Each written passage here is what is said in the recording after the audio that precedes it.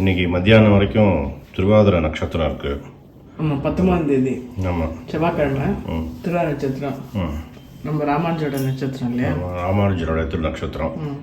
So என்ன special அப்படின்னா, இனிமேல் மாதம் திருவாதிரை நட்சத்திரம் ராமானுஜர் நட்சத்திரம் அன்னைக்கு நீங்கள் திருக்கோளூர் பெண் பிள்ளை ரகசியம் சொல்லிட்டு இருந்தீங்க இல்லையா, அந்த கதை வந்து கண்டினியூ நிறைய பேர் கேட்குறா. ஸோ மிச்ச நாள் குழப்பாம இப்போ ஏகாதசி அன்னைக்கு எப்படி ஓப்பன் பண்ணால் பெருமாளை பற்றி ஸ்ரீரங்கநாதரை பற்றி தெரியுதோ, அதே மாதிரி மாதம் வர திருவாதிரை நட்சத்திரம் அன்னைக்கு திருக்கோவில் பெண் பிள்ளை ரகசியம் கதை 1 2 சொல்லுவோம். சின்ன கதையாக இருந்தால் ஒரு 1 2, பெருசாக இருந்தால் ஒரு கதை. ஸோ அன்னைக்கு நம்ம எப்படியும் கண்டிப்பாக வந்து அந்த நட்சத்திரம் அன்னைக்கு ராமானுஜன் நினைச்சிட்டு நம்மளால முடிஞ்சது நைவேத்தியத்தை பண்றது ரொம்ப விசேஷம்.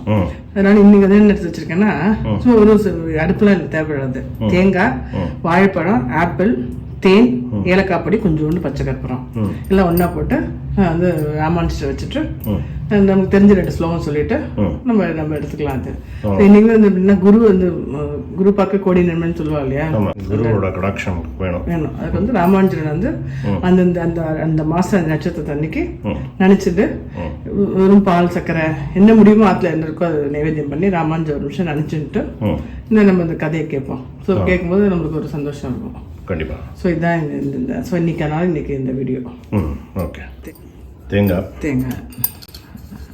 ஆப்பிள், முழு ஆப்பிள், ஒரு 3 சின்ன குட்டி ஏலக்காய் பழம், அந்த ஏலக்காய் பொடி பண்ணி வச்சிருக்கேன்.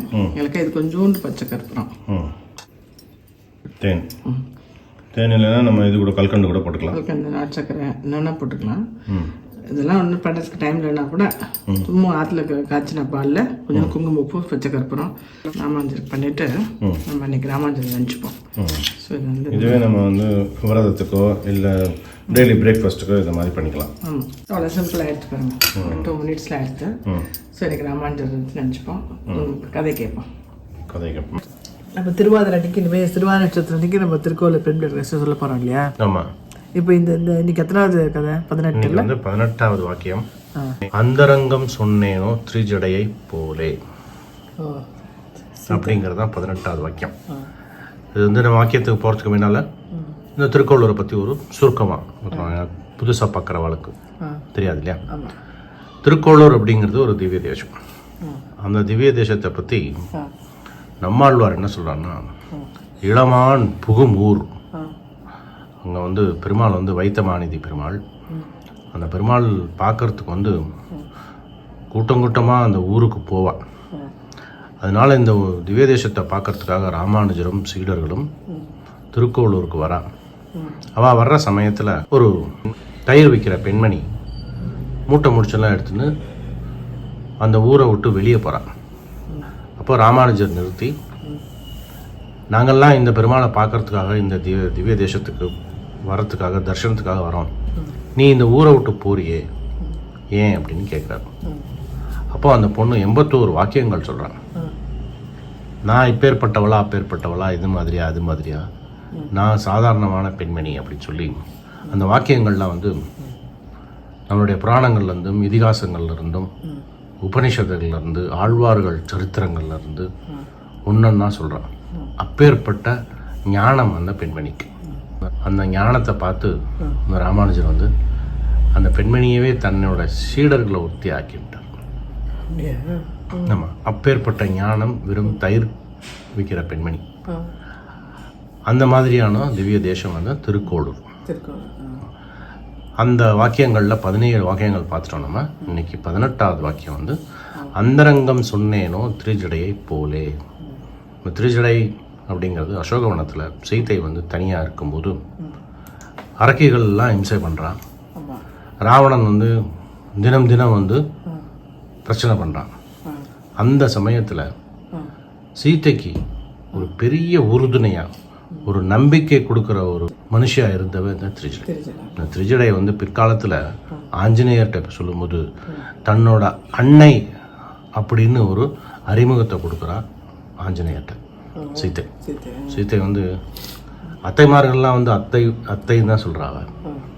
யாரையுமே வந்து தன்னுடைய அம்மா அப்படிங்கிற சொல்கிற அளவுக்கு யாரையுமே சொல்லலை. தன்னோட அம்மா அப்படிங்கிற ஒரு ஸ்தானத்தை வந்து திரிஜடைக்கு தான் கொடுக்குறான். இந்த திரிஜடை அப்படிங்கிறது வந்து அசுரகுலம், விபீஷணனுடைய மகள், ராவணனுடைய தம்பி பொண்ணும் இந்த திரிஜடை. விபீஷணனும் ராவணன் மாதிரி பெரிய சிவபக்தன் ஆரம்ப காலகட்டங்களில். அதனால் குழந்தை பிறக்கும்போது திரிஜடை அப்படின்னு பேர் வைக்கிறான். திரிஜடை அப்படிங்கிறது என்ன அர்த்தம் அப்படின்னா வில்வம். ஆமாம், திரிஜடைனா 3னா 3, ஜடை அப்படின்னா இலை, 3 இலை கொண்டது வில்வம். அதனால் திரிஜடைன்னு பேர் வச்சு வளர்க்கலாம். திரிஜடை வந்து எப்படின்னா சீதையோடைய நிலைமை அவளுக்கு புரியுது, ராவணன் பண்ணுறது தப்புன்னு தெரிகிறது. ஆனால் அவளுக்கு வந்து ராவணனை வந்து ஒரு தடவை கூட அவள் குறையாக இவள்கிட்ட சொன்னது கிடையாது. ஏன்னா ராவணன் வந்து அந்த குலத்தில் பிறந்தவன், அந்த இயல்பில் தான் இருப்பான் அப்படின்னு தெரியுது திரிஜடைக்கு. ஆனால் ராவணனை வந்து மூஞ்சிக்கு நேர, ராவணனுடைய முகத்துக்கு நேர திட்டுறா. அவன் போனதுக்கு அப்புறம் கோல் சொல்கிறது கிடையாது, அவங்ககிட்ட குற்றம் சொல்கிறது கிடையாது, தன்னோட குலத்தை பற்றி தாழ்த்தி சொல்கிறது கிடையாது. சீதைக்கு கொடுத்ததெல்லாம் நம்பிக்கை வார்த்தை, எல்லாமே வந்து சத்திய வார்த்தைகள் அந்த திரிஜடை சொன்னது. அதைத்தான் வந்து இந்த பெண்மணி சொல்கிறா, அந்தரங்கம் சொன்னேனோ திரிஜடையை போலே. அப்படி என்னென்ன அந்தரங்கள்? ஒரு சமயத்தில் அசோகவனத்தில் எல்லா அரக்கைகளும் தூங்கின்னு இருக்கா, திரிஜடையும் தூங்கின்னு இருக்கா. அப்போது சீதைக்கு வந்து இடது தோள், இடது கண் துடிக்கிறது. அந்த சகுனம் என்ன அப்படின்னு தெரிஞ்சுக்கிறதுக்காக திரிஜடையை எழுப்பிட்டான். எழுப்பி சொல்கிறான், விஸ்வாமித்திரரோட ராமன் மிதிலைக்கு வந்த முதல் நாள், அப்போ தான் முதல்ல வந்து ஸ்ரீராமனை சீத்தை பார்க்குறான். சுயம்பரத்துக்காக ராமன் வரான், விஸ்வாமித்திரர் கூட்டின்னு வரான். அப்போ இடது கண்ணும் இடது தோளும் துடித்தது எனக்கு. அது நல்ல சகுனமாக இருந்தது. இப்போ அதே சகுனம் எனக்கு இன்னைக்கு வந்திருக்கு. காட்டில் ராவணன் வந்து பொய்யா போலியா ஒரு சாமியார் வேஷத்தில் வந்து என்னை அபகரிச்சுன்னு வந்த சமயத்தில் எனக்கு வலது தோல் துடித்தது. இப்போ இடது தோல், இடது கண் துடிக்கிறது. என்ன அர்த்தம்? எனக்கு நல்லது நடக்க போகிறதுன்னு எனக்கு தோன்றுறது அப்படின்னு திரிஜடைகிட்ட சொல்கிறான். திரிஜடை இப்போ சொல்கிறான், நான் உன்னோட பேசின்னு இருக்கும்போது இந்த தும்பி இருக்கு இல்லையா, வண்டு வந்து உன்னுடைய செவி பக்கத்தில் வந்து ரீங்காரமிட்டு பேசிட்டு போனதை பார்த்தேன். இது வந்து நல்ல சகுனம். இந்த மாதிரி ஒரு நிகழ்ச்சிகள்லாம், இந்த மாதிரி ஒரு விஷயங்கள்லாம் வந்து இந்த சகுனத்துக்கு அந்த காலத்தில் எப்படி இருந்திருக்கு அப்படின்னு ஒரு விஷயம் நம்ம தெரிஞ்சுக்கலாம். நல்ல சகுனம் இது, கெட்ட சகுனம் இது அப்படிங்கிற விஷயங்கள்லாம். இந்த தும்பிங்கிறது சின்ன வண்டு. அந்த வண்டு வந்து காதில் வந்து ரீங்காரம் விட்டு போயிடுச்சு அப்படின்னா அது ஏதோ ஒரு விஷயத்தை வந்து சொல்லிட்டு போயிருக்கு அப்படின்னு அர்த்தம். அது நல்ல சகுனம் அப்படின்னு அந்த காலத்தில் இருந்திருக்கு. அந்த திரிஜடை சொல்கிறான், இதை பார்த்தேன். இன்னொரு விஷயம், நீ எழுப்புற சமயத்தில் எனக்கு ஒரு சொப்பனம் வந்தது, அதை நான் சொல்கிறேன் அப்படின்னு சொல்லிட்டு அந்த கனவை சொல்கிறான். ராவணன் வந்து உடம்பு ஃபுல்லாக எண்ணெயை அப்பி கழுது மேலே உட்காந்து தெற்கு திசை பார்த்து போயின்னு இருக்கான். அவன் கூட அவனுடைய அமைச்சர்கள் எல்லாமே போகிறான்.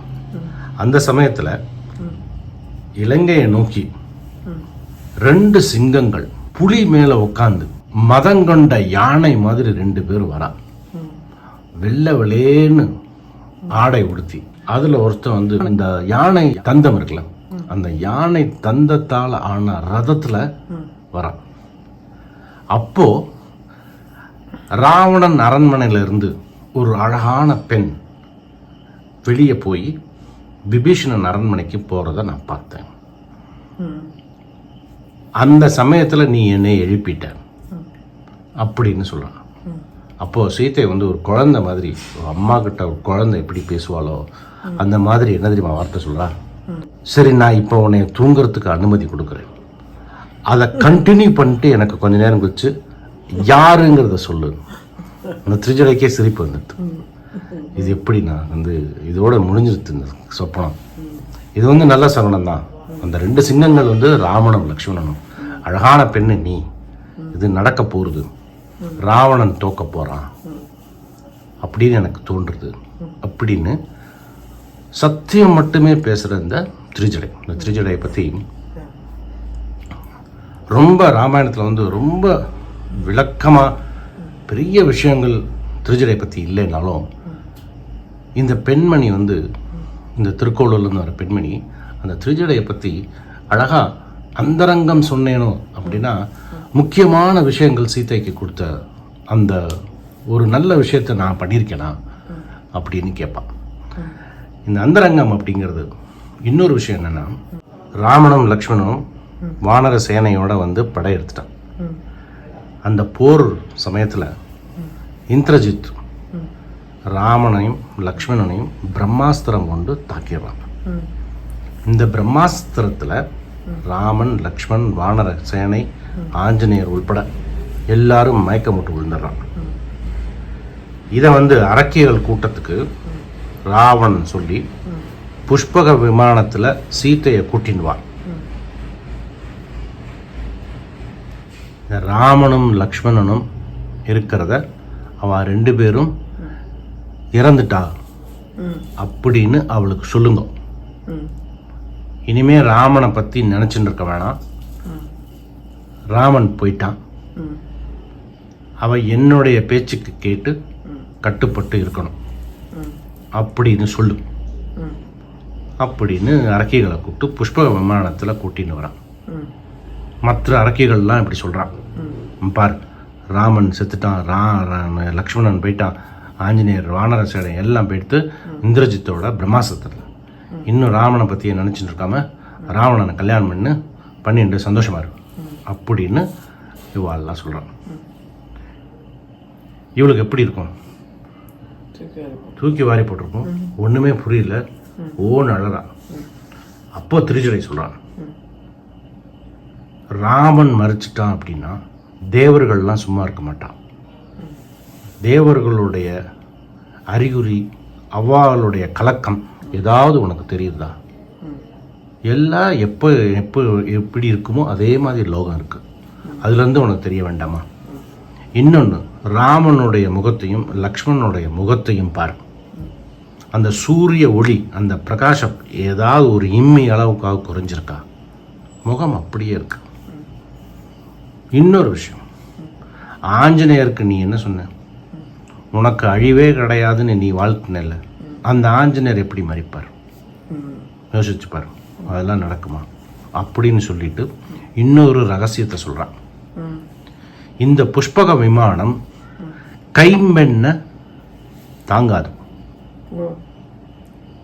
சுமங்கலிகள் மட்டும்தான் இதில் ஏற முடியும். இதுவே ஒரு பெரிய பெரிய அறிகுறி. ராமன் இல்லைன்னா உன்னால இந்த விமானத்தில் ஏறி இருக்க முடியாது, விமானமே பறக்காது அப்படின்னு சொன்னதுக்கு அப்புறம் எப்பேற்பட்ட தைரியம் வந்திருக்கும் சீதைக்கு. சீத்தை வந்து அம்மா ஸ்தானத்தில் வச்சிருக்கா இந்த திருஜடை.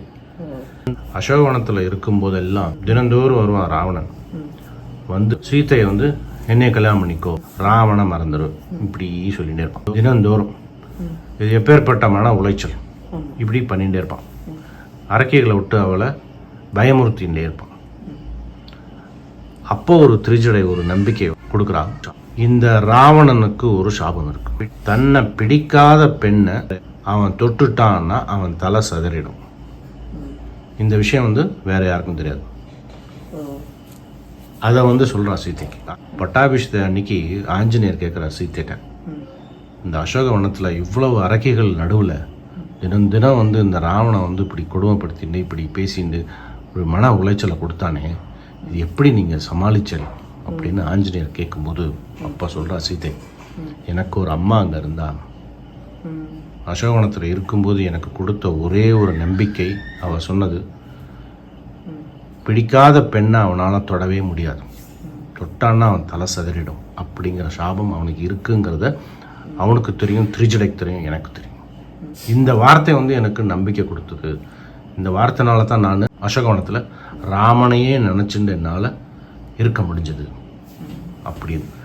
இப்பேற்பட்ட நம்பிக்கை வார்த்தைகளை வந்து இன்னொருத்தருக்கு நம்மளால் கொடுக்க முடியுமா? கொடுக்கணும். அதே திருச்சடை வந்து தன்னோட குலத்தை பற்றியோ தன்னோட பெரியப்பாவை பற்றியோ தாழ்த்தியே சொல்லலை.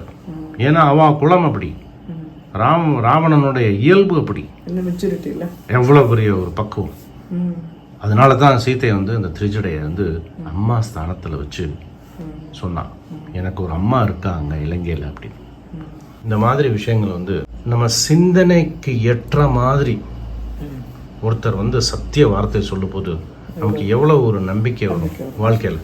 அதான் வந்து கம்பன் சொல்றது வந்து சிந்தனையில் உணர்த்தினால் அமுதின் செம்மையாள், அமுதின் செம்மையாள் அப்படின்னு திருஜடையை பற்றி சொல்றார் கம்பன். அமுதின் செம்மையாள் அப்படின்னா அமுதத்தை விட, இந்த அமிர்தத்தை விட அவருடைய வாக்கு வந்து அவ்வளோ ஒரு இனிமையாக இருக்கும். அமுதின் செம்மையாள், சிந்தையில் உணர்த்தினாள் அப்படின்னு சொல்லுவாள். அந்த திருஜடையை பற்றி கேட்குறா இந்த திருக்கோளூர் பெண் பிள்ளை.